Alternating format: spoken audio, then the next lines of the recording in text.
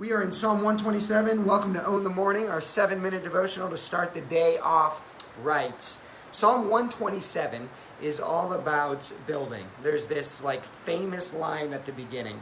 Unless the Lord builds the house, those who build it labor in vain. One of my favorite activities to do with Reagan is to go into the basement and we build out of Legos.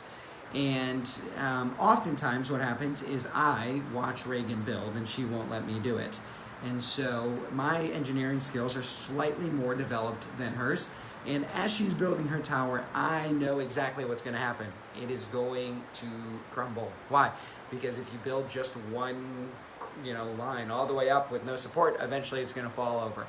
And so I watch and she does that, and then it tumbles, and I just say, it's okay, let's build it again. And as I'm watching her, I know she's building it in vain. Now she's 2, so it's okay.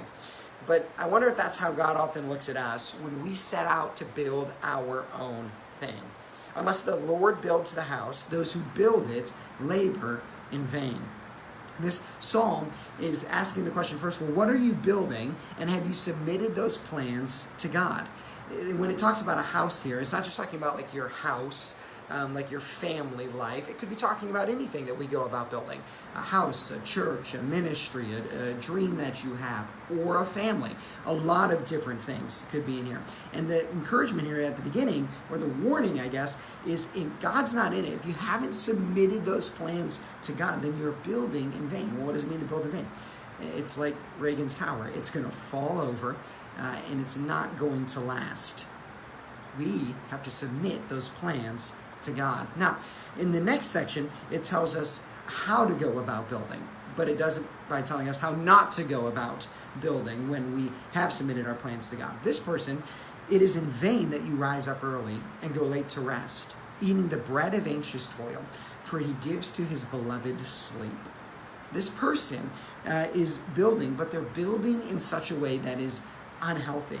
They're getting up early and they're working really hard, and then they're working all through the day, and then they're going to bed late at night, working all of the way until the end of the night. And one of the indicators that our building is not being done correctly, or that God isn't the one building, is that we have to build in such a way that is unhealthy. Now, of course, there are seasons that are busier than others, and so this isn't asking about a day or a week. This is about a rhythm of life. This is about a long-term identity. Is it wrapped up so much in building that you are ignoring all of the other good things in life? I mean, look at this person. They don't have time to eat without worrying. They can't sleep anymore. 2 of the things I find most joyful in life are eating and sleeping. And this person is so consumed with their work and what they're trying to build that they can't even eat or sleep. It's an indicator that you're probably building something and God isn't in it, so it's being built in vain. The rhythm, the ongoing healthy rhythm of life is supposed to, when God's building, we should have a healthy rhythm. And so maybe identify your own. Maybe the question should be, how are you sleeping? If you can't even sleep because of all of the anxiousness, well then maybe it's time to take a step back and to ask, am I building in vain? The third question that's being presented here is this. Behold, children are a heritage from the Lord, the fruit of the womb a reward. Like arrows in the hand of a warrior are the children of one's youth. Blessed is the man who fills his quiver with them. He shall not be put to shame when he speaks with his enemies in the gate. The third question here is this. Who are you building with?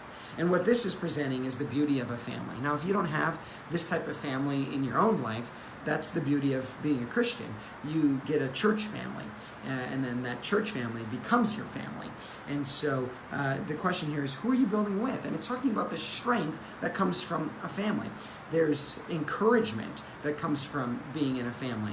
There is safety from a family. I mean, you've probably heard the phrase, well, don't mess with him or don't mess with her because of what? Because of their family. They got a big family. They've got a strong family. They have a tight family. There's strength in the building process of a family, whether that's your natural family or that's your church family. And here it seems to be indicating that the bigger the family, the better. The closer the family, the better. That this provides strength and stability as you're building. The other thing it seems to be indicating is, who are you building for? And so it's giving a long-term perspective to your building. So that effort that you're putting in each and every day, that house that you're building, that dream that you're building, who are you building it for? What's the long-term perspective? Because the other thing that seems to be indicating is, if there's no one to pass it down to, then it's also being built in vain. And so it's taking proper perspective on raising up kids, raising up a generation, raising up somebody who will take on what has already been built. This is why in churches it's so important to train young leaders. It's why that's the same in business. It's why we take care to train our children in the ways of the Lord, so that what has been built, what we have acquired in life, can be passed on and have a similar love and passion for God with what has been built and acquired. This is how things aren't built in vain. So the question is, what are you building? Have you submitted those plans to God? How are you building it? Do you have a good rhythm in your building? Do you have time to enjoy the good things of life, like eating and sleeping? And who are you building it with? Have you surrounded yourself with a family, natural or spiritual? Who are you building it for? Do you have a perspective in the long term of where this thing you're working at so hard is going to go next? Are you training up people behind you? So this has been your Own the Morning. I pray that it's been helpful for you, that it'll help you to live for God's glory today, and that you would take a careful look into what you're building, so that everything you put your hands to build would bring glory to God and would last for generations.